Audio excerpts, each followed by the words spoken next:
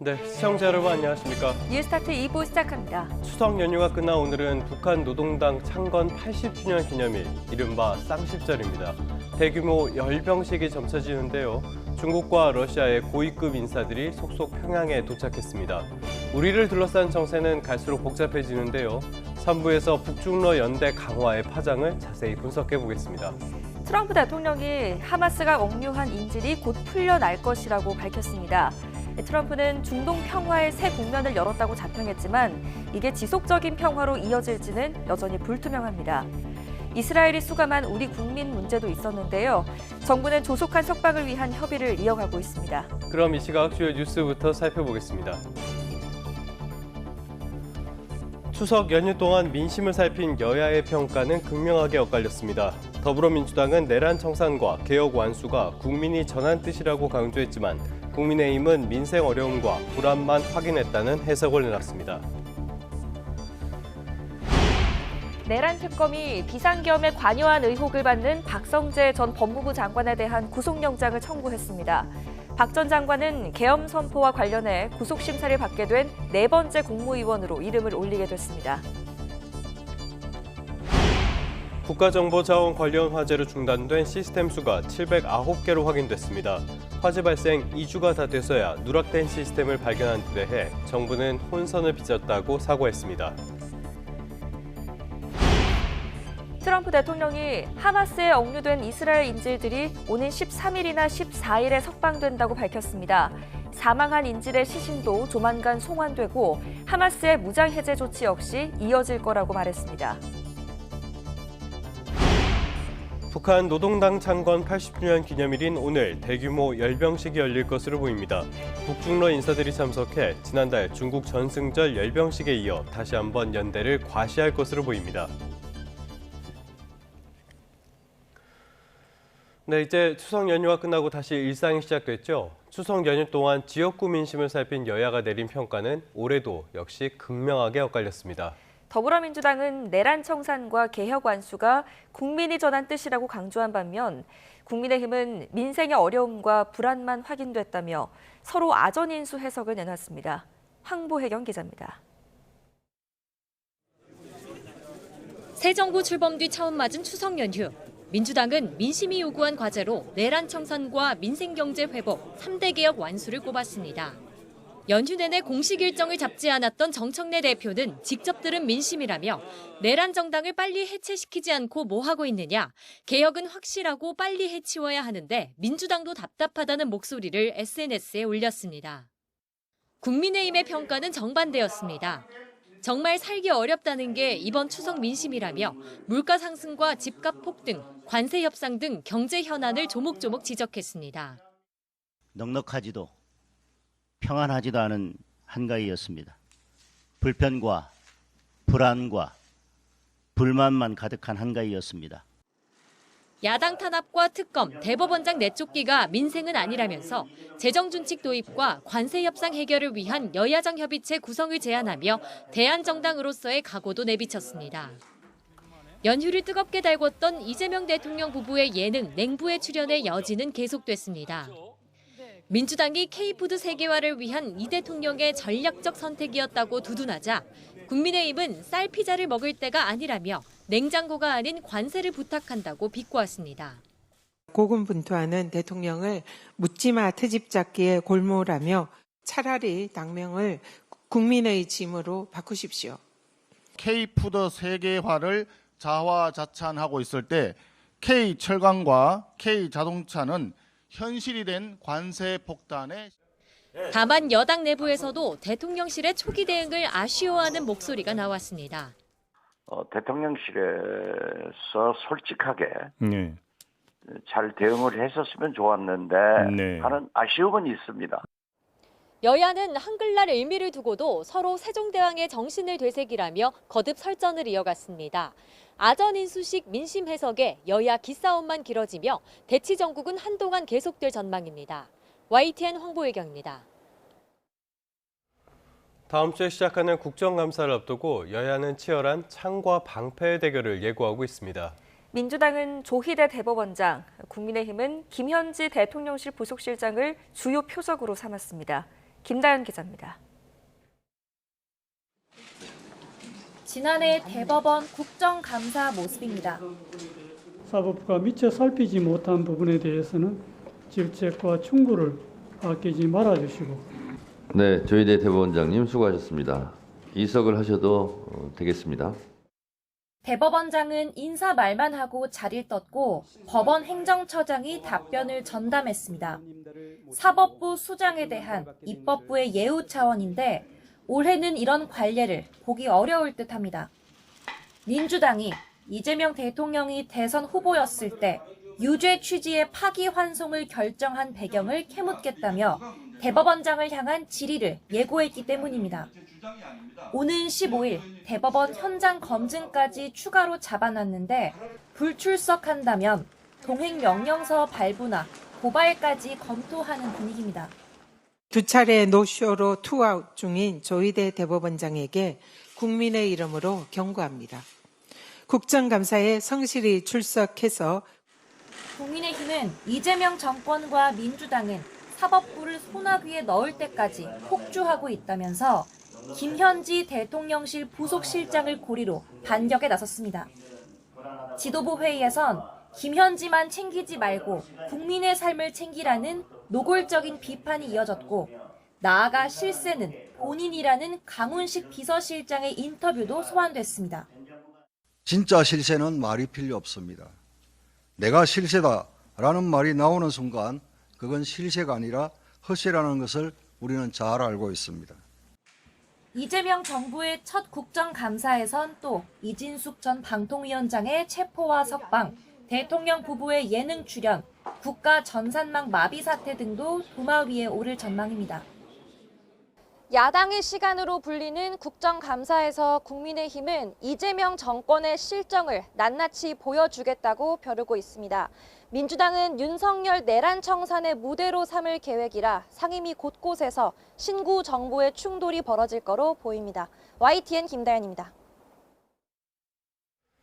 다음 소식입니다. 내란 특검이 비상계엄에 관여한 의혹을 받는 박성재 전 법무부 장관의 신병 확보에 나섰습니다.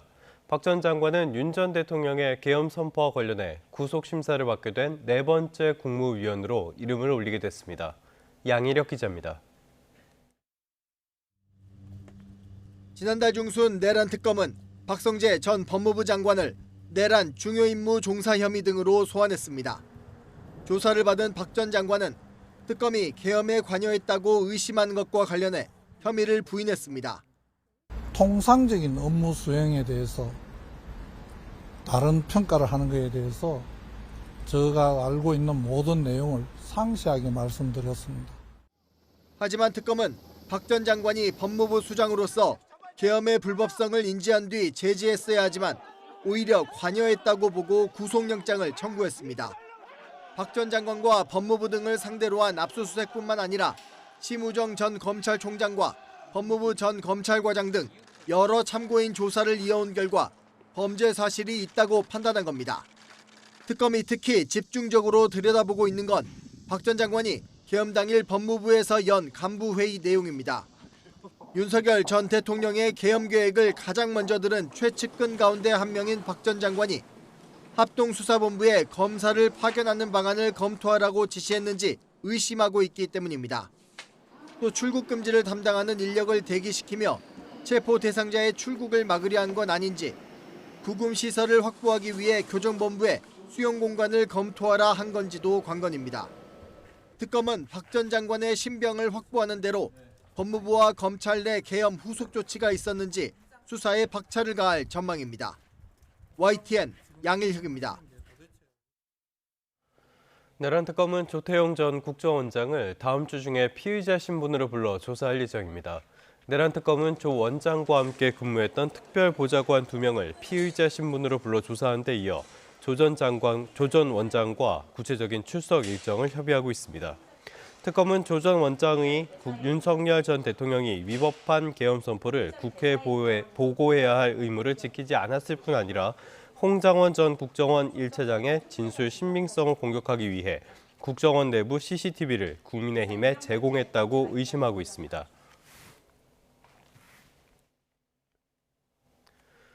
오늘 법원에서는 윤 전 대통령의 체포방해 혐의 사건 2차 공판이 열립니다. 첫 공판 때는 윤 전 대통령이 직접 법정에 나왔는데요. 이번에는 출석이 불투명합니다. 권준수 기자입니다. 올해 초 고위공직자범죄수사처가 체포영장을 집행할 당시 경호처에 저지하라고 지시를 내린 의혹과 관련해 윤석열 전 대통령의 두 번째 공판이 열립니다. 특검이 내란 우두머리 혐의 재판과는 별개로 윤 전 대통령을 처음으로 기소한 사건입니다. 앞서 지난달 말 1차 공판에는 윤 전 대통령이 직접 나왔습니다. 2달여 만에 공개석상에 등장한 거였는데 윤 전 대통령은 같은 날 열린 보석신문에도 직접 나와 불구속 재판의 필요성을 주장했습니다. 하지만 이번에도 윤 전 대통령이 법정에 나올지는 불투명합니다. 보석 청구는 기각됐고 내란 재판에도 지난 7월 재구속 뒤에는 건강상 사유로 계속 나오지 않고 있기 때문입니다. 윤 전 대통령 변호인단은 재판을 준비하고 있다면서도 연휴 기간 접견하지 못한 상태라 출석 여부가 정해지지 않았다고 설명했습니다. 이번 재판은 영상으로 공개되지 않는데 체포 저지 과정에 투입된 경호처 직원들을 상대로 증인신문이 이뤄질 예정이라 특검이 국가기밀 등 보안을 고려해 중계를 신청하지 않았기 때문입니다. 긴 연휴를 보낸 특검도 수사에 속도를 냅니다. 출범 100일을 맞은 김건희 특검은 국민의힘 권성동 의원 등 주요 피의자를 줄줄이 재판에 넘긴 데 이어 이달 들어 2차례나 소환조사에 불응한 한학자 통일교총재를 추가 소환 없이 구속 기소할 방침입니다.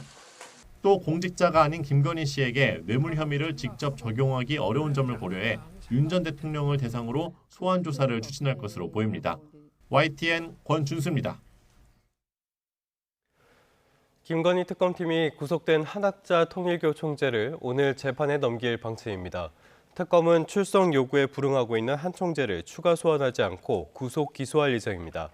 앞서 한 총재는 연휴 기간인 지난 4일 특검 출석 요구에 응하지 않았고요. 앞으로도 모든 소환에 불응하겠다는 의견을 냈습니다. 북한 노동당 창건 80주년 기념일인 오늘 평양에서는 대규모 열병식이 열릴 것으로 보입니다. 열병식에는 김정은 국무위원장과 중국 권력서열 2위인 리창 총리, 푸틴 러시아 대통령의 최측근 드미트리 메드베데프 국가안보회의 부의장이 참석해 지난달 중국 전승절 열병식에 이어 다시 한번 북중러 연대를 과시할 것으로 예상됩니다. 김 위원장은 기념 연설을 통해 중국, 러시아 등과 미국을 견제하는 다극화 질서를 구축해 나가겠다는 의지를 표명함으로써 대미 협상력을 높일 것이라는 전망이 나오고 있습니다. 또 이번 열병식에선 북한이 지난달 신형 고체 엔진 지상시험을 공개하면서 관심을 끈 신형 대륙간 탄도미사일 화성 20형이 공개될지도 주목됩니다.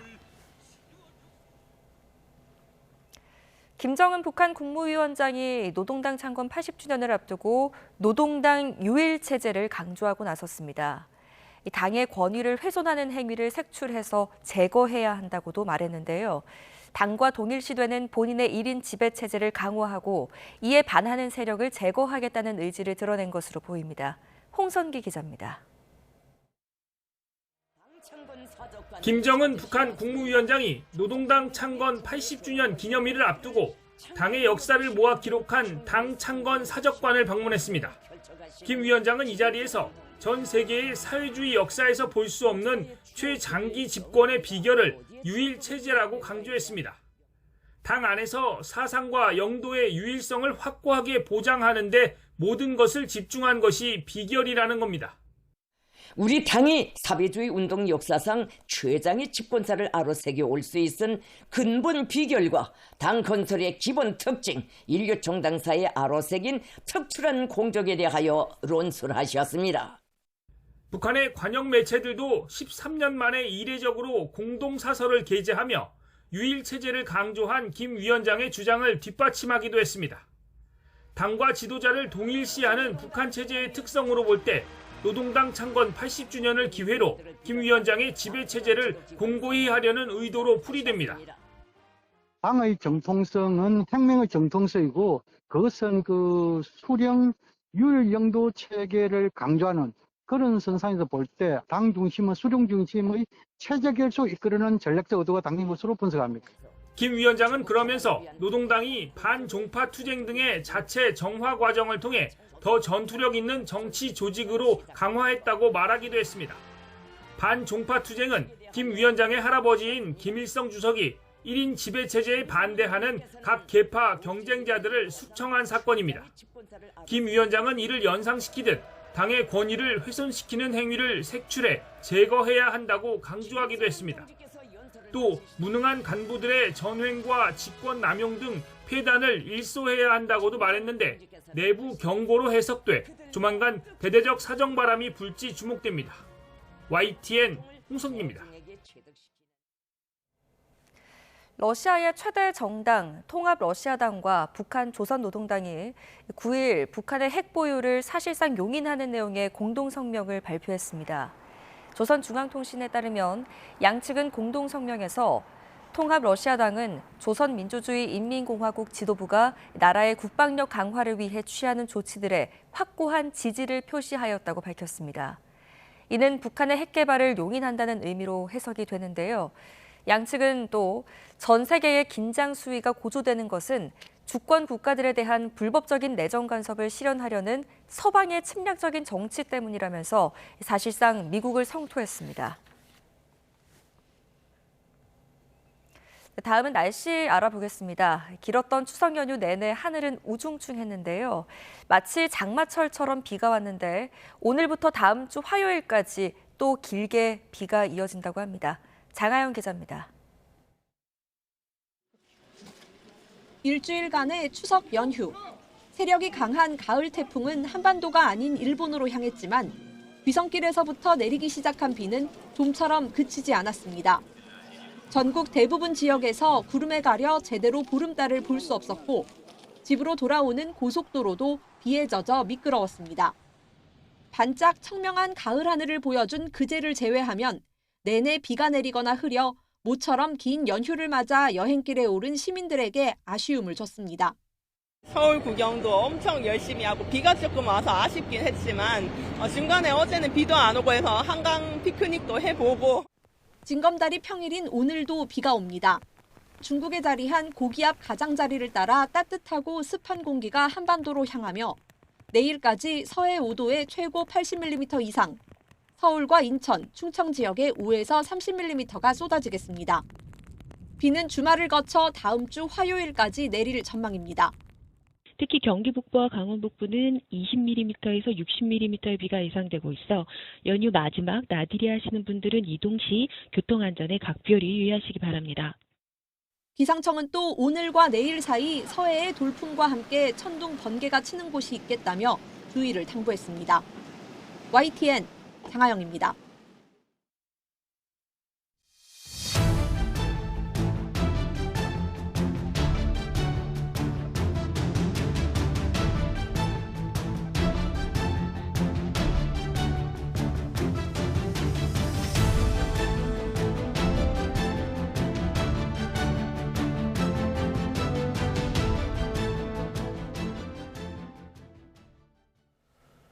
네, 이번엔 세계로 시야를 넓혀보겠습니다. 우리 국민이 탔던 가자 9호선단이 납포된 지 사흘째입니다. 이 한국인 활동가 한 명은 이스라엘 현지 교도소에 함께 수감된 것으로 파악됐습니다. 우리 정부는 외교 채널 가동에 나섰고 이스라엘은 신속한 석방을 위해 협조를 약속했습니다. 정유진 기자입니다. 고속정을 탄 무장한 이스라엘군이 9호 선박에 올라탔습니다. 작동 중인 카메라를 발견하고 총으로 망가뜨립니다. 현지 시간 8일 이스라엘군이 가자 지구에 접근하던 국제 9호선단 11척을 납포했습니다. 9호선단엔 가자 지구 병원을 지원하기 위해 1억 5천만 원 상당의 의약품 등이 실려 있었습니다. 전 세계에서 모인 의사와 활동가들과 함께 한국인 김하연 씨도 동행했습니다. 제 이름은 하현김이고 대한민국 출신입니다. 이 영상을 보고 계신다면 우리는 바다에서 가로막혔고 제 즉각적인 석방을 요구해 주시기를 호소합니다. 김 씨를 포함한 활동가들은 이스라엘로 압송됐고 이스라엘 남부 사막에 있는 케치호트 교도소에 수감된 상태로 파악됐습니다. 주로 팔레스타인 테러리스트를 수용하는 시설로 가혹한 환경으로 악명이 높은 것으로 알려졌습니다. 최근 스웨덴 환경운동가 그레타 툰베리도 해당 교도소에 수감됐다가 추방됐습니다. 시민사회 긴급행동은 김 씨 등 활동가들을 테러리스트 취급하는 것이라며 즉각 석방을 촉구했습니다. 우리 정부는 김 씨의 조속한 석방을 위해 외교 채널을 총가동하고 있습니다.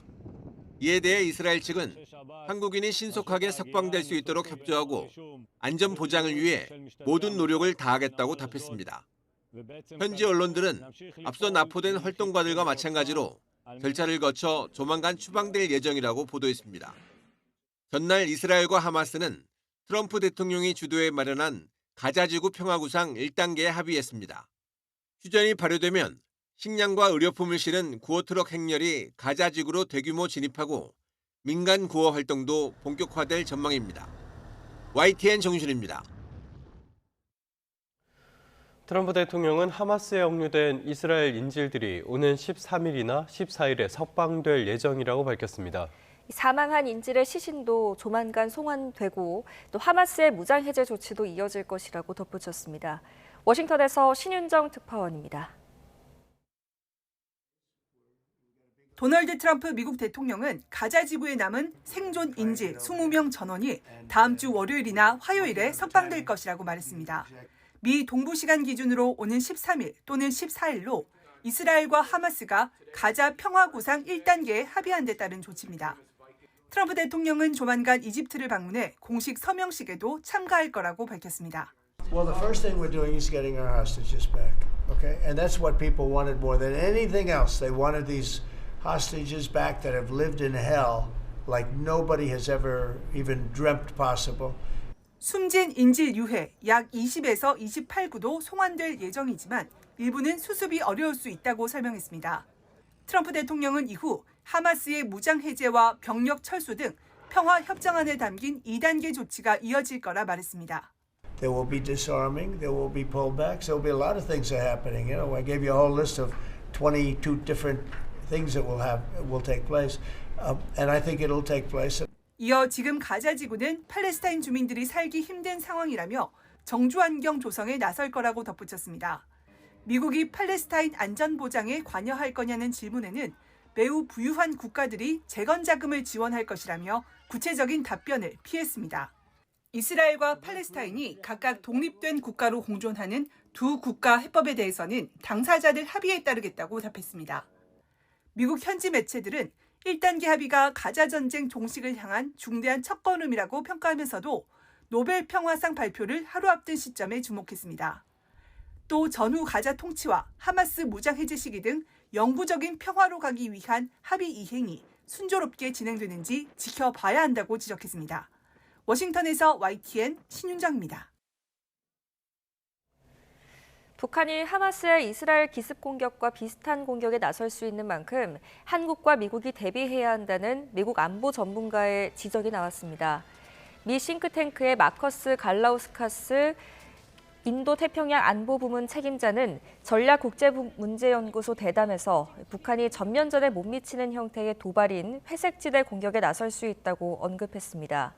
동서해 해상과 상공, 비무장지대 등에서 북한이 전술적 우위를 확보할 수 있는 선택들이 존재한다며 정치적, 전략적 측면에서 효과적으로 대응하기가 매우 어렵다고 말했습니다. 다음 소식입니다. 국가정보자원관리원 운영관리 시스템이 복구되면서 화재로 중단된 시스템 수가 709개로 확인됐습니다. 화재 발생 2주가 다 돼서야 기존 발표에서 누락된 시스템을 발견한 데 대해 정부는 사과를 했고요. 앞으로는 복구율에 속도가 붙을 것으로 전망했습니다. 김기수 기자입니다. 국가정보자원관리원 화재 복구 과정에서 통합 운영관리 시스템인 엔탑스 데이터가 복구됐습니다. 이를 통해 화재로 중단된 대전센터의 전체 시스템 목록을 다시 살펴봤더니 709개로 확인됐습니다. 정부가 기존에 발표한 647개에서 62개가 추가됐습니다. 전산실에 발생한 불로 행정 서비스가 멈춰선 지 2주가 다 돼서야 누락된 시스템을 발견한 겁니다. 정부는 그동안 관제 시스템에 등록된 웹사이트와 직원들이 갖고 있던 자료, 기억에 의존하다 보니 차이가 있었다고 사과했습니다. 정상화를 통해서 확인을 했고 또 각 부처 협의도 거쳤기 때문에 이 숫자에서 변경되지 않도록 하겠습니다. 좀 혼선을 빚어드린 부분에 대해서는 좀 송구스럽게 생각하겠습니다. 정부는 다만 운영관리 시스템 복구를 계기로 더욱 정밀한 복구 관리가 가능해질 거로 내다봤습니다. 여기에 이번 달 말까지 도입 예정이었던 서버와 네트워크 장비 198대를 연휴에 도입 완료했다며 신규 장비 설치가 완료되는 오는 15일부터는 복구율이 빠르게 늘어날 것으로 기대했습니다. 화재가 발생한 전산실과 같은 층에 있는 제8 전산실의 경우 분진 제거 작업을 마친 상태로 전기 선로가 복구되는 대로 재가동에 들어가게 됩니다. 이와 함께 대구센터 이전을 우선 검토했던 5층 전산실 시스템의 경우 신속한 복구를 위해 대전센터 내 공간을 활용하는 방안이 함께 추진됩니다. 대전센터 내의 공간을 활용해서 신속한 복구가 가능할 경우 대전센터에 복구하는 방식도 취하려고 하고 있습니다. 또 복구 작업이 길어지면서 현장에 투입된 공무원과 민간 인력의 부담을 줄일 수 있게 심리 상담과 인력 지원 등에 나설 계획입니다. YTN 김규수입니다. 오늘 새벽 0시 기준으로 정부 시스템 214개가 정상화됐습니다. 복구율은 30.2%고요. 1등급 시스템은 40개 가운데 30개가 복구됐습니다. 전산망 화재로 중단됐던 부동산 종합 공부 시스템 일사편리 복구가 완료돼 오늘 오전 9시부터 토지대장 같은 부동산 서류의 온라인 발급 서비스가 재개됩니다.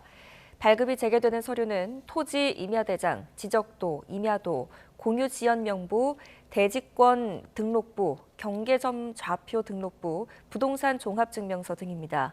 부동산 거래와 임대차 계약 온라인 신고 서비스도 오후 1시부터 정상 작동할 예정입니다. 지난달 외환 보유액이 50억 달러 넘게 늘어났습니다. 한국은행은 지난 9월 말 우리나라의 외환 보유액은 4,220억 2천만 달러로 직전 달보다 57억 3천만 달러 증가했다고 밝혔습니다. 한화로는 600조 원이 넘는 규모입니다. 외환 보유 금액은 지난 5월 말 4,046억 달러로 5년여 만에 최저치를 기록했다가 6월부터는 넉 달 연속으로 늘었습니다. 우리나라의 외환 보유액 규모는 8월 말 기준으로 세계 10위 수준을 기록했습니다. 국내 증시가 고공행진을 이어가는 가운데 개인과 외국인 투자자의 수익률이 이번에도 뚜렷이 엇갈렸습니다. 외국인들은 대형 반도체주를 집중적으로 사들이면서 투자 수익률이 개인의 무려 4배에 달했습니다. 차유정 기자입니다. 올해 들어 외국인 투자자가 국내 증시에서 가장 많이 산 종목은 삼성전자입니다. 외국인은 삼성전자를 5조 6천억여 원 순매수했는데 삼성전자 주가는 지난해 말 53,200원에서 89,000원으로 67.3% 뛰었습니다. 두 번째로 많이 매수한 종목인 SK하이닉스는 지난해 말부터 지금까지 127% 급등했습니다. 외국인 투자자들이 올해 들어 국내 증시에서 많이 순매수한 상위 10개 종목의 평균 수익률은 무려 145.6%. 이는 코스피 수익률의 3배 수준이고 개인 투자자 수익률의 4배 가까이에 이릅니다. 외국인의 순매수 상위 가운데 손실을 본 종목은 단 하나도 없었습니다. 반면 개인 투자자들의 투자 성적표는 상대적으로 저조한 모습을 보였습니다. 개인이 가장 많이 매수한 네이버는 올해 들어 주가가 27.2% 올랐으며 두 번째로 많이 담은 종목인 삼성 SDI는 14.8%, 4위인 SK텔레콤은 1.5%가 떨어졌습니다. 희비가 엇갈린 건 대형 반도체주 때문입니다. 인공지능 훈풍에 따른 메모리 반도체 업황 개선 기대에 삼성전자와 SK하이닉스 주가가 많이 올랐는데 외국인들이 이들 업종을 집중적으로 매집했습니다. 아무래도 반도체 쪽을 많이 사서 뭐 그런 거라고 보시면 될 것 같고, 반도체에 대한 베팅은 그 미국 쪽의 AI 쪽에서 계속 투자 모멘텀과 그 실적 서프라이즈 이게 줄줄이 생기면서 일부 전문가들은 단기 매매에 집중하는 개인 투자자들의 투자 성향과 정보력 격차도 원인이라고 분석하며 장기 투자 환경 개선이 필요하다고 말했습니다. YTN 차유정입니다. 경제 한 줄 뉴스입니다. 외국인이 보유한 국내 토지가 4년 만에 20% 가까이 늘어난 것으로 나타났습니다. 문신학 산업통상부 차관이 이번 달 중 관계부처 합동으로 철강산업 고도화 방안을 발표하겠다고 밝혔습니다.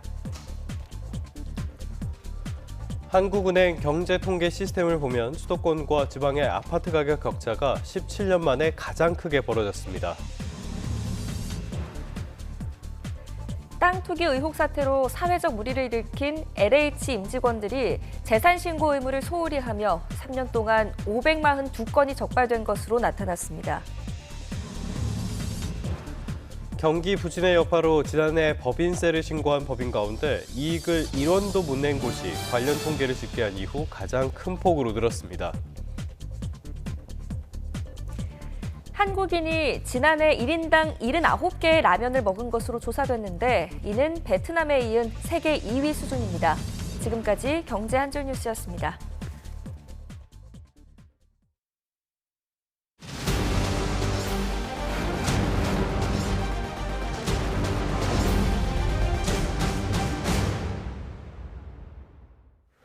네, 3대 특검의 수사 과정을 짚어보는 연속 보도 순서입니다. 내란 특검의 외환 의혹 수사는 이제 막바지에 접어들었습니다. 특검은 비상계엄의 비선기획자로 지목된 노상원 전 정보사령관이 관련 수사의 핵심 열쇠가 될 것으로 보고 있습니다. 이경국 기자입니다. 사초를 쓰는 자세로 수사에 임하겠다며 비상계엄 사태의 전모를 밝히겠다는 의지를 강조했던 조은석 특검. 계엄 해제 표결 방해 의혹 등 내란 수사를 이어가는 동시에 외환 의혹 수사에도 주력하고 있습니다.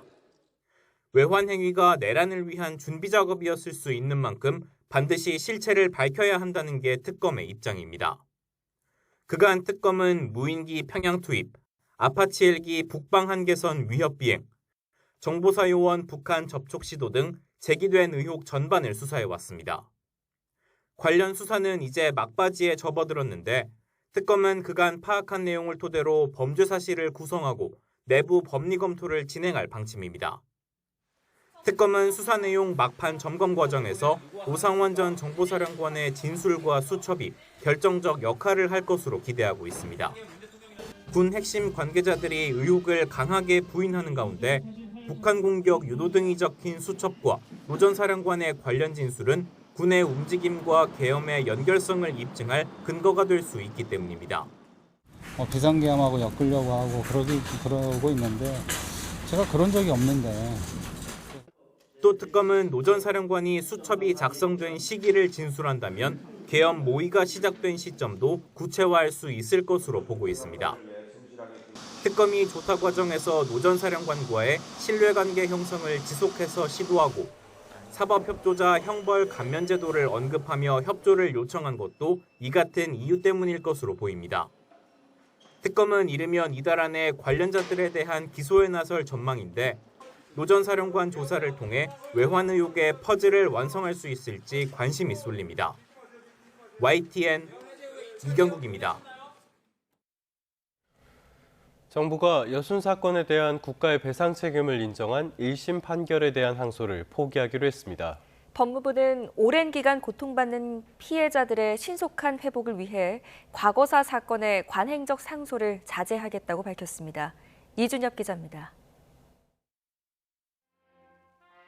법무부가 여수 순천 11구 사건, 이른바 여순 사건 피해자 150명에 대한 국가의 배상 책임을 인정한 1심 판결들을 받아들이기로 했습니다.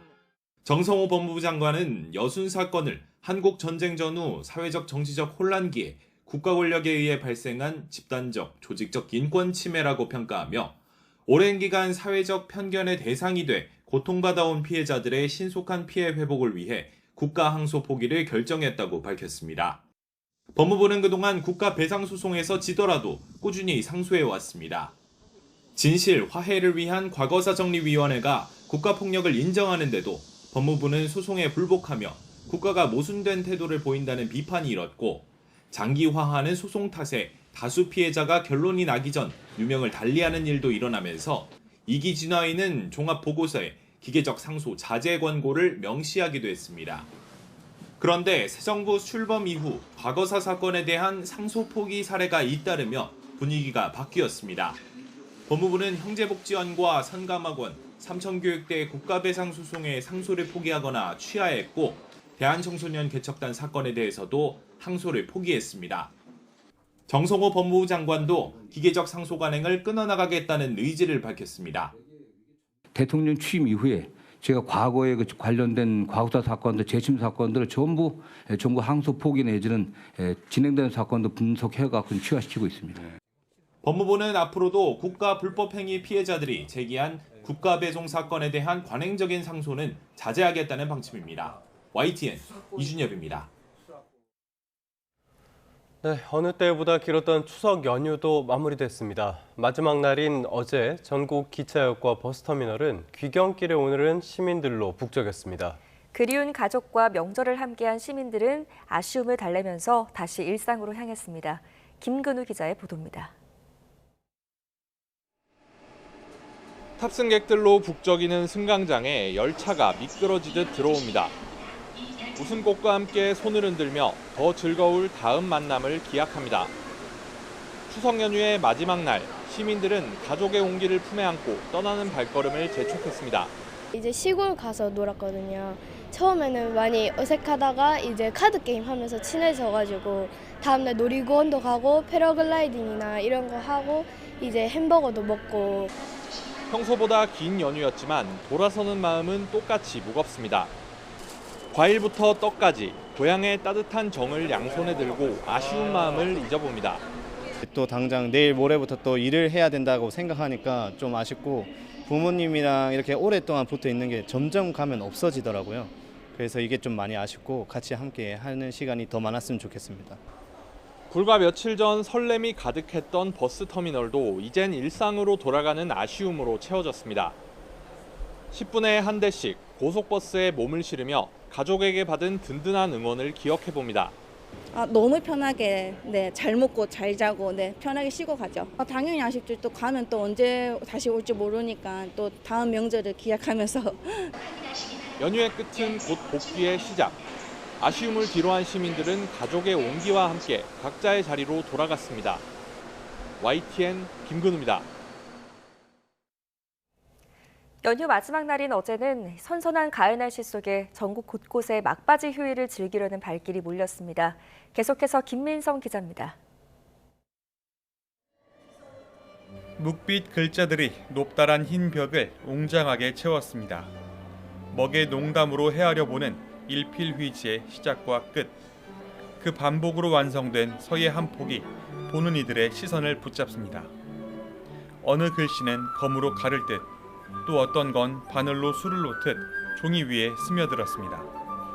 50개 나라, 작가 3천여 명이 참여한 세계서예 전북 비엔날레 전시장입니다. 붓, 백을 가르는 흙의 자취가 빠름과 느림, 또 짙고 옅음 같은 여러 조화를 타고 고요함 속 어떤 울림을 선사합니다. 연필이나 볼펜 대신 조금은 생소한 붓을 쥐고 방명록에 이름 석자를 써내리는 고사리 손이 사뭇 진지합니다. 서예가 이렇게 한국 사람만 쓰는 고정관념이 있었는데 와서 보니까 유럽 사람, 동양 여러 사람들이 이렇게 즐기고 있다는 걸 같이 아이들과 함께 깨달았습니다. 드론 축제장에도 나들이 인파가 몰렸습니다. 치열한 골대 앞 눈치 싸움 끝에 득점을 알리는 빨간불. 빠르고도 정교한 움직임에 관중들이 눈을 떼지 못합니다. 경기장을 나선 이들의 눈길은 출렁다리 아래 가을 꽃무리에 또 한 번 머뭅니다. 연휴 막바지에 찾아오게 됐는데 너무 잘 돼 있고 시설도 잘 돼 있고 이 꽃도 이쁘고 너무 좋아서 애들한테도 좋은 추억 만들 수 있는 것 같아서 좋은 추억 만들고 갑니다. 긴 연휴의 끝. 사람들은 선선한 가을 날씨를 만끽하며 일상으로 돌아갈 준비를 했습니다. YTN 김민성입니다. 긴 연휴가 끝나고 일상으로 돌아가는 오늘 서울 등 중부지방은 비가 내리면서 어제보다 더 서늘하겠습니다. 현재 중북부를 중심으로 시간당 5mm 안팎의 비가 내리고 있는데요. 오후에는 충청 북부에도 비가 확대되겠고요. 비는 모레까지 이어지겠습니다. 앞으로 서해 5도에는 최고 80mm 이상, 그 밖의 수도권은 최고 60mm의 비가 내리겠습니다. 출근길 서울을 비롯한 내륙 곳곳에서 안개도 짙습니다. 가시거리가 500m도 채 되지 않는 곳이 많은 만큼 운전 시 차간 거리를 넉넉하게 두셔야겠습니다. 또 풍랑특보가 내려진 남해 먼바다와 제주도 해상에는 물결이 매우 높게 일겠습니다. 비로 인해서 오늘은 어제보다 더 서늘하게 출발하고 있습니다. 현재 서울 기온은 16.2도로 어제보다 4도가량 낮고요. 낮 기온도 살펴보시면 서울과 춘천은 18도로 중부지방은 어제보다 2에서 4도가량 낮겠고요. 남부지방은 어제와 비슷하겠습니다. 휴일에는 호남 동부와 영남에도 비가 내리겠고요. 다음 주 월요일에는 제주도와 남해안을 제외한 전국에 비가 확대될 전망입니다. 날씨였습니다.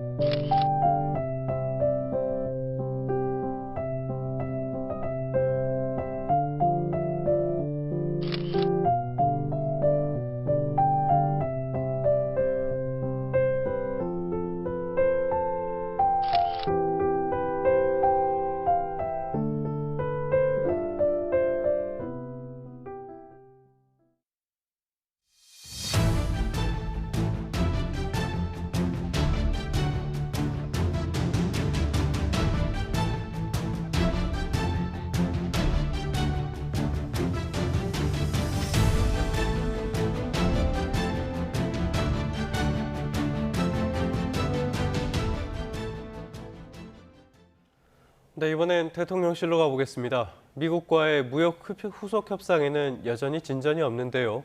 대통령실 최고위 참모들과 주무부처 관계자들이 관련 대책을 논의했습니다. 이달 말 경주 에이펙 정상회의가 협상 타결의 중요한 계기가 될 것으로 보고 총력전에 나선 모습입니다. 강진원 기자의 보도입니다. 긴 연휴 마지막 날, 용산 대통령실에 대미 관세 협상을 주도하는 핵심 인사들이 총출동했습니다. 강훈식 대통령 비서실장 주재로 통상대책회의가 열린 겁니다. 위성락 국가안보실장과 김용범 정책실장 등 이른바 3실장 모두와 구윤철 기획재정부 장관, 김정관 산업통상자원부 장관 등이 한자리에 모였습니다. 현지 시각 지난 4일 뉴욕에서 하워드 러트닉 미국 상무장관을 만나고 온 김정관 장관의 방미 결과를 우선 공유하고 대응 방안을 논의했습니다. 이제 외환 시장에 대한 상황에 대해서 서로 의견을 좁혀가고 있는 중이었다고 말씀드릴 수 있을 것 같고요. 특히 미국 측의 무리한 요구는 절대 받아들일 수 없다고 보고 시나리오별 협상 전략을 짜는 데 주력한 것으로 알려졌습니다. 미국이 우리 제품에 매기는 상호 관세율과 한국산 자동차 품목 관세율을 25%에서 15%로 낮추는 대가로 정부가 약속한 대규모 대미 투자 재원을 모두 현금으로 조달할 순 없기 때문입니다. 대부분 대출과 보증을 염두에 두고 지난 7월 말 우리 측이 제시한 3,500억 달러는 한국 외화 보유고의 84%에 달하는 거액입니다. 지금 미국이 요구하는 방식으로 전액 현금으로 송금 투자해야 되는 상황이라면 대한민국은 다시 IMF를 맞게 됩니다. 최근 미국에 급파됐던 김정관 장관은 이런 우려를 반영한 우리 측 수정안과 무제한 통화 스와프를 미국 측에 역제안한 거로 전해졌습니다. 현금 투자 비중을 높이려면 미리 정한 환율로 원화를 달러로 바꿀 수 있는 일종의 안전장치가 필요하다는 조건을 단 겁니다. 무제한 통화 스왑은 필요 조건이죠. 그게 안 되면 우리나라에 미칠 대통령께서 외환 얘기 말씀도 하시고 그랬지만 미칠 충격이 너무 크기 때문에 대통령실 관계자는 그러나 YTN에 이에 대한 미국 측의 답변은 아직 오지 않았고 협상 타결을 기대하기도 이른 시점이라고 밝혔습니다. 이달 말 경주 에이펙 정상회의를 계기로 트럼프 미국 대통령이 방한하는 만큼 대통령실은 국익을 훼손해선 안 된다는 원칙 아래 최대한 양측의 이견을 좁히는 데 힘을 쏟으려는 분위기입니다. YTN 강준원입니다. 중국이 히토류와 관련 기술의 수출을 통제를 강화한다고 발표했습니다. 이달 말 에이펙 정상회의를 계기로 열리는 트럼프 대통령과의 회담을 앞두고 협상력을 끌어올리려는 의도로 보입니다. 김세호 특파원의 보도입니다. 중국이 히토류와 관련 기술의 수출을 한층 강화하는 조치를 내놓았습니다. 히토류 물자를 대거 수출 통제 대상에 올리고 이 물자들을 수출할 때 중국 상무부가 발급한 군용과 민간용 이중용도 수출 허가증을 받도록 했습니다. 이 물자들로 해외에서 제조된 히토류 연구 자석 재료 등도 수출이 통제됩니다.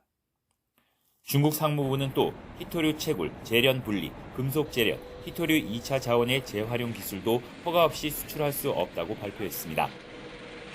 특히 수출 통제에 포함하지 않은 제품이나 기술이라도 해외 히토류 활용에 도움이 된다는 것을 인지했다면 수출 전 허가를 받아야 한다고 설명했습니다. 중국은 앞서 지난 4월 히토류 17종 가운데 7종의 대미 수출 통제를 단행했고 이후 트럼프 행정부에서 엔비디아 인공지능용 H20 칩 수출 허가를 따냈습니다.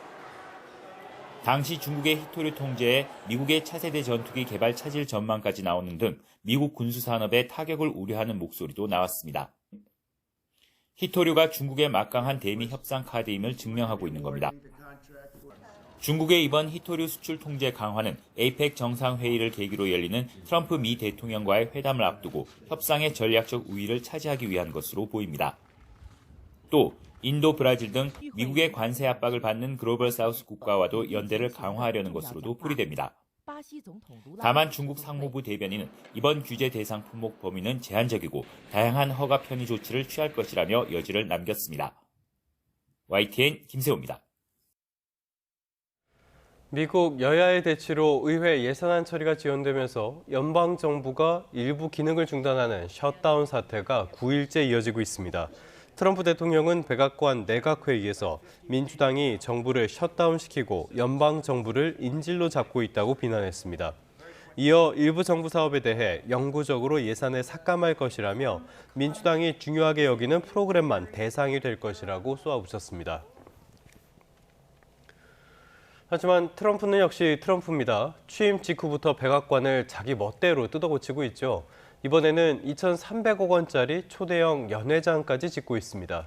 그럴 만한 필요성이 있다는 게 트럼프 대통령의 주장인데 백악관의 역사성과 미관을 훼손한다는 비판이 적지 않습니다. 보도에 유토건 기자입니다. 트럼프 대통령이 가장 먼저 손을 댄 건 자신의 집무실입니다.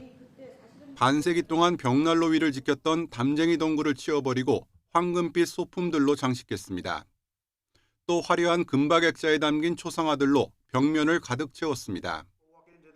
집무실 너머에 있는 내각회의실도 황금빛으로 다시 마감했습니다. You see the top line moldings, and the only question is, do you go lift it? Because you can't paint it. If you paint it, it won't look good because they've never found a paint that looks like gold. 역대 대통령이 중요한 기자회견이나 정상회견의 무대로 활용했던 로즈가든의 풍경도 극적으로 바뀌었습니다. 잔디밭을 밀어버리고 콘크리트로 포장한 뒤 파라솔과 음향 시스템을 설치했습니다. 하이힐을 신은 여성들의 편의를 위해서라는 게 백악관 측의 설명이었습니다.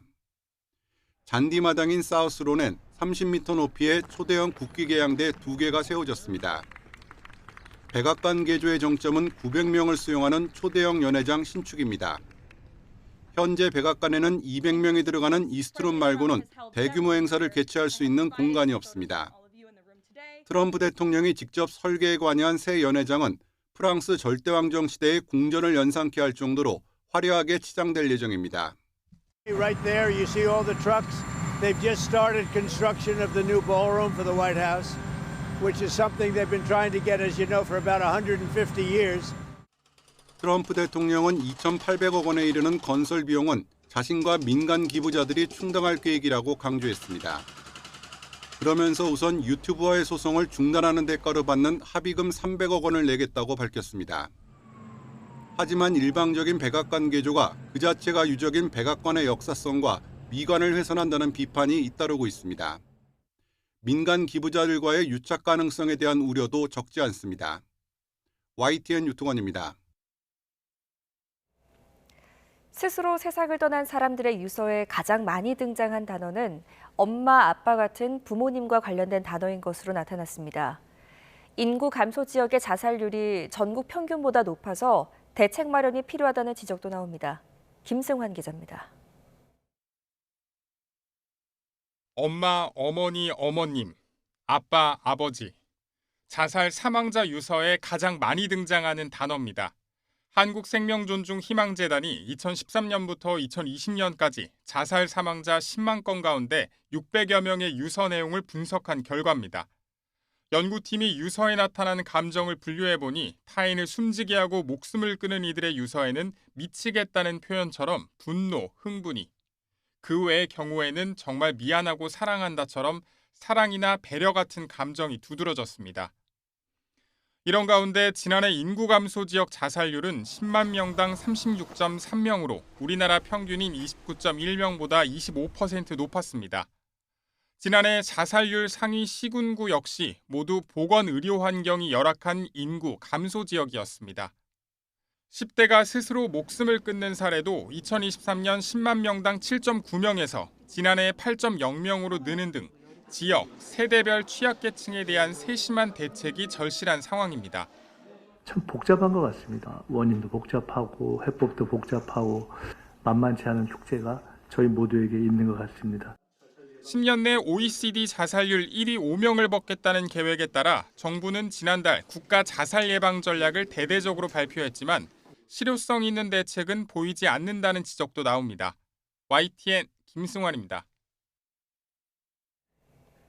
경찰청은 추석 연휴 기간 종합 치안 대책을 운영한 결과 전체 112 신고는 지난해보다 4.4% 줄었지만 가정이나 교제폭력 등 관계성 범죄 신고는 늘었다고 밝혔습니다. 교제폭력은 21%, 가정폭력과 아동학대는 각각 12.7%와 14%씩 신고가 늘었는데 경찰은 피해자 21,199명을 전수 점검하고 고위험군 4,776명은 집중 관리했다고 설명했습니다. 오늘은 임신과 출산의 중요성을 되새기는 임산부의 날인데요. 멸종위기 생물인 붉은 여우가 새끼 12마리를 한꺼번에 돌보는 모습이 포착돼 지극한 모성애를 보여줬습니다. 권민석 기자입니다. 어디선가 어미가 나타나자 새끼들이 벌떼처럼 맹렬히 달려듭니다. 넘어지고 깔리고 겹치고 서로 젖을 물겠다고 한바탕 야단법석을 떱니다. 무리에 끼지 않고 지켜보던 한 마리도 벼란간 품으로 파고들어 틈을 노립니다. 소백산에 서식하는 멸종위기 야생생물 1급인 붉은 여우가 무려 12마리를 양육하는 모습입니다. 이 가운데 7마리는 딸의 새끼들로 할머니가 돼서도 손주까지 돌보는 겁니다. 그야말로 헌신적인 육아인데 2019년 태생인 어미는 지금까지 배우자 3명과 함께 30마리 가까이 새끼를 낳아 다산의 상징으로 통합니다. 아기에게 온 마음을 다해 사랑을 쏟는 어미처럼 국립공원의 생태적 가치를 지켜나가겠습니다. 최근 소백산에선 야생 여우가 어린 고라니를 사냥하는 장면도 포착됐습니다. 약육강식의 생태계에 잘 녹아든 모습이지만 수컷 고라니가 여우를 쫓아다니는 등 아직은 서열 정리가 필요한 경우도 종종 발생합니다. 농가에 피해가 많은 고라니 개체수 조절이라는 중간 포식자로서의 역할을 잘 수행하고 있다는 것에 의미가 있다고 할 수 있습니다. 2012년 시작된 붉은 여우 복원 사업으로 지금까지 200마리 넘는 개체가 자연으로 돌아갔고 현재는 110여 마리가 소백산에 사는 것으로 추정됩니다. YTN 권민석입니다. 전 세계적으로 와인 애호가가 크게 늘고 있는 가운데 남아공 와인 농가에서 소와 양 등을 이용해 흥미로운 실험을 진행했습니다. 가축들을 방목해서 포도주의 품질을 높였다고 하는데요. 어떻게 이런 일이 가능했을까요? 김잔디 기자가 취재했습니다. 남아프리카 공화국 최고의 와인 산지 스텔렌보스에 있는 와이너리입니다. 80헥타르 규모로 드넓게 펼쳐진 포도밭 사이사이에 소떼가 한가롭게 풀을 뜯고 있습니다. 포도밭 울타리 밖에서 식사 중인 양떼도, 포도밭 사이를 뛰어다니며 노는 오리들도 눈에 띕니다. 가축의 방목과 와인, 어떤 관계가 있을까요? 이 와인 농장은 일반적인 포도밭, 그리고 밭과 밭 사이에 소와 양, 오리 등을 풀어 키운 포도밭을 비교하는 실험을 했습니다. With the study that we saw from last year that we did on the Shiraz block is that the control berries were larger than that of the grace berries. So normally that will lead to higher quality wines with the smaller berries. 보통 포도알이 작을수록 페놀 화합물과 향기 성분 등이 더 농축돼 있어서 와인의 품질을 높입니다. 즉 가축 방목을 통해 포도를 재배한 밭에서 알코올 도수는 더 낮고 더 좋은 향기가 나는 품질 좋은 와인을 생산한 겁니다. View we found was showing much more elegant. We had a wine that had higher anthocyanins and tannins, so there was more structure to the wine, but at the same time there was finesse. 소와 양이 포도밭 사이에 풀을 뜯어먹고 배설하면 거름벌레들이 번식하며 거름을 땅 깊숙이 옮겨 토양을 더욱 건강하게 만드는 겁니다. 소와 양은 토양을 더욱 비옥하게 만들고 오리들은 포도나무 싹을 갉아먹는 달팽이를 잡아먹어 농약을 사용할 필요가 없습니다. 실제로 이 와이너리는 지난 2년간 농약과 살충제 없이 포도 농사를 지었고 품질은 좋으면서 건강한 와인을 생산하는 데 성공했습니다. YTN 김잔디입니다. 중국의 최고급 호텔들이 앞다퉈서 길거리에 노점상을 차리고 있습니다. 불경기로 소비자들이 허리띠를 졸라매는 데다 중앙정부의 사치 금지 조치도 내수에 찬물을 끼얹고 있습니다. 권영희 기자입니다. 베이징 최고급 호텔 앞에 노점이 차려졌습니다. 호텔 요리사들이 직접 길거리에서 대표 메뉴인 비둘기 요리를 만들어 팝니다. 호텔에선 58위안이지만 여기선 38위안에 살 수 있습니다. 我就每天差不多都来，只有一天没来。我觉得他们这个方法挺好的，对我们居民照顾挺方便的。 중국 호텔들은 요즘 큰 어려움을 겪고 있습니다. 지난해 객실 점유율은 58.8%로 1년 전보다 2.5% 떨어졌는데 올해는 더 하락할 것으로 전망됩니다. 호텔 수익의 큰 부분을 차지하는 케이터링 서비스도 5년 전보다 40% 가까이 줄었습니다. 10개가 넘는 중국 최고급 호텔이 길거리에서 음식 판매에 나선 이유입니다. 经济不景气，消费能力在下降，为了鼓励消费嘛，我认为 지난 5월 중국 공산당이 공무원들의 과도한 식사와 음주를 금지하면서 연회 예약도 65%나 줄었습니다. 여기다 미국과의 무역 전쟁은 중국 성장률을 최대 2%포인트까지 낮출 수 있어 앞으로도 문제입니다. 결국 중국이 경제 구조를 수출 중심에서 소비 중심으로 균형추를 옮길 필요가 있습니다. If consumer prices they are going deeper down, then it is a sign that more policies are needed and more, let's say, fiscal stimulus will be needed. 빈약한 사회 안전망에 대비해 저축을 중요하게 여기는 중국 가계를 상대로 소비를 진작시키려면 적절한 사회 보장 제도 마련도 시급합니다. YTN 권영입니다. 국민이 즐겨 먹는 햇반과 삼각김밥 속에도 우리 쌀이 자리 잡고 있습니다. 전라남도에서 직접 육종한 쌀 새청무인데요. 뛰어난 밥맛으로 국내 시장을 넘어서 이제는 세계인들의 밥상을 사로잡고 있다고 합니다. 김범환 기자입니다.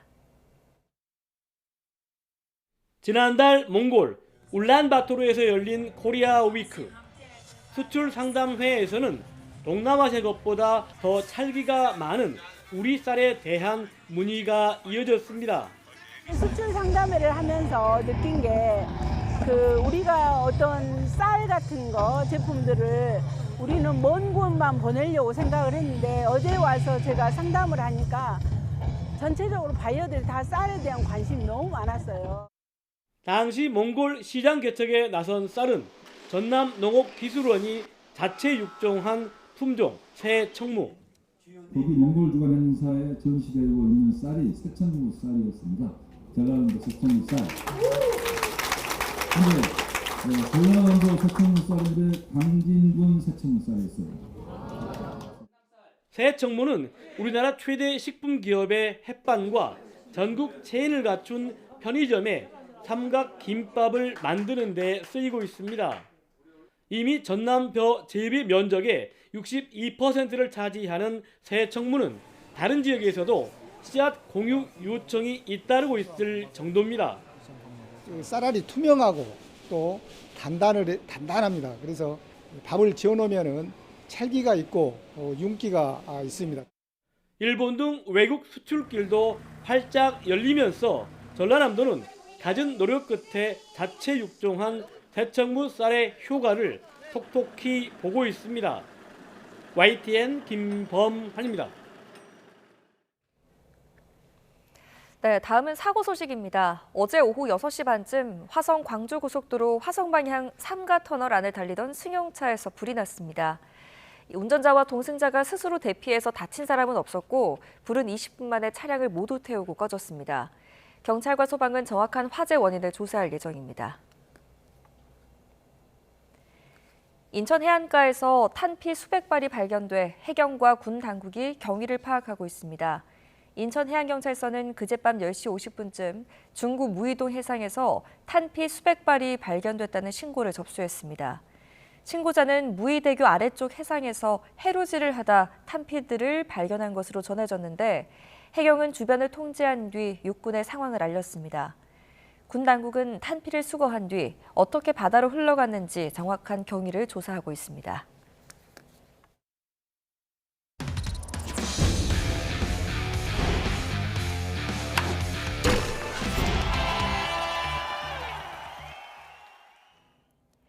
금요일 스포츠 뉴스입니다. 홍명보호가 오늘 밤 서울 월드컵 경기장에서 강호 브라질과 평가전을 치릅니다. 홍명보호가 3백을 주 전술로 북중미 월드컵에 출전할 것인지 강팀 브라질과의 평가전을 통해 그 윤곽이 드러날 것으로 보입니다. 김동민 기자입니다. 홍명보 감독이 선수 시절 잘했던 수비는 3백입니다. 4강까지 올랐던 2002 한일 월드컵 때 대표팀은 3백이었고 홍 감독은 당시 3백의 주축이었습니다. 저희들이 3백을 계속 실험을 하는 이유 중에 하나는 지금 현재 있는 저희 중앙에 있는 중앙 수비수들의 어떤 능력 역시 굉장히 어느 때보다 전 좋다라고 지금 생각을 하고 있습니다. 한 경기만 더 뛰면 차범근, 홍명보를 제치고 A매치 최다 출전 기록을 새로 쓰는 주장 손흥민은 어떤 전형에서든 자신이 거기에 맞춰 뛰는 것이 중요하다고 출사표를 던졌습니다. 4백을 썼을 때도 3백을 썼을 때 저와의 위치와 상관없이 어떻게 보면은 팀한테 잘 맞춰 또 잘 입혀 들어가는 게 더 중요하다고 생각을 하기 때문에. 브라질 대표팀은 서울 월드컵 경기장에서 15분만 훈련을 공개했습니다. 안첼로티 감독은 경기 중에 공격 숫자를 바꿔보는 실험을 해볼 것임을 시사했습니다. Transição rápida, com jogo directo e simbola com pressão. É claro que a diferença entre duas equipes que tem. Se a seleção da Coreia vai jogar com 3 zagueiros, se vai jogar com 4 atrás, se vai jogar com 2 no meio ou se vai jogar com 3 no meio, acho que com a tecnologia de hoje. 브라질과의 역대 전적은 대한민국이 1승 7패로 절대 열세. 윙어와 미드필더들의 수비 가담이 매우 중요한 3백으로 브라질의 강한 창을 잘 막아낼 것인지가 중요한 관전 포인트가 됐습니다. 북중미 월드컵에서 우리 대표팀의 주된 전술이 3백이 된다면 지난 2002년 한일 월드컵 이후 무려 24년 만에 일이 됩니다. YTN 김동민입니다. 마운드에서 가을만 되면 약해졌던 삼성의 최원태가 눈부신 호투로 팀의 준 플레이오프 1차전 승리를 이끌었습니다. 이재현과 김영우는 화끈한 홈런포로 SSG 선발 화이트를 무너뜨렸습니다. 이경재 기자의 보도 보시고요. 스포츠 뉴스는 다음 주에 돌아오겠습니다. 선발 싸움에서 예상을 깨고 최원태가 화이트를 압도했습니다. 역대 포스트 시즌 18경기에서 2패 1세부에 평균 자책점 11.16. 키움에서도 LG에서도 가을에 약했던 최원태였지만 삼성의 푸른 유니폼을 입고는 달랐습니다. 코스 구석을 찌르는 빠른 볼과 타자의 타이밍을 뺏는 체인지업으로 6회까지 SSG 타선을 2안타 무실점으로 막아냈습니다. 3회의 3타자 연속을 포함해 삼진도 8개나 곁들이며 멋진 가을 사나이로 변신했습니다. 민호 형이 사인 내는 대로 한 번도 이제 안 잡고 던졌는데 또 좋은 결과가 나왔고 운이 좋은 것 같습니다. 오늘도 뭐 모서리로 공이 많이 가더라고요. 타선에선 이재현이 1회 화이트의 시속 151km 초구를 노려쳐 담장을 넘겨 팀의 기세를 올렸습니다.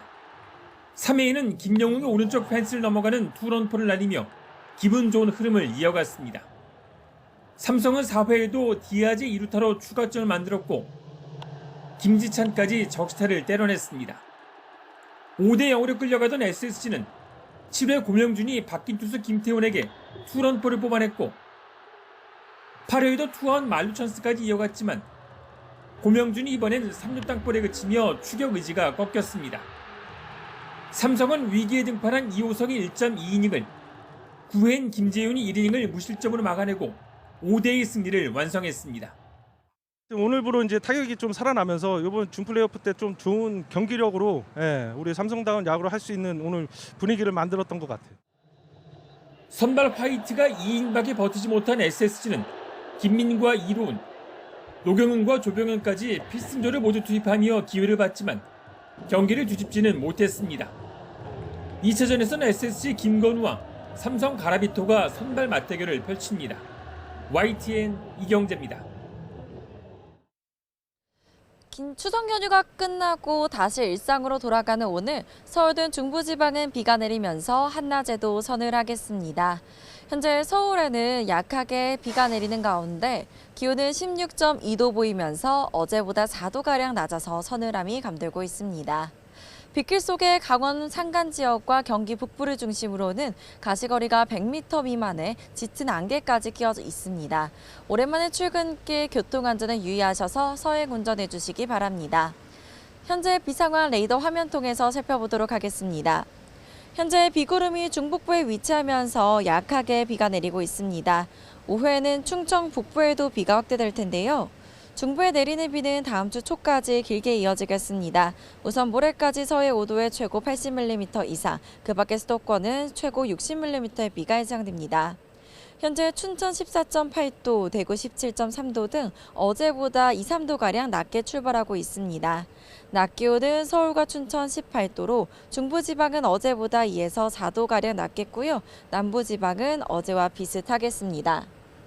휴일에는 호남 동부와 영남에도 비가 내리겠고요. 다음 주 초반에는 전국에 비가 확대될 전망입니다. 현재 남해 먼바다와 제주도 해상에는 풍랑특보가 발효 중입니다. 특보 지역은 물결이 최고 4m까지 매우 높게 일 수 있는 만큼 해상 안전에 각별히 조심해 주시기 바랍니다. 지금까지 YTN 김시아입니다. 뉴스타트 3부 잠시 뒤에 계속됩니다.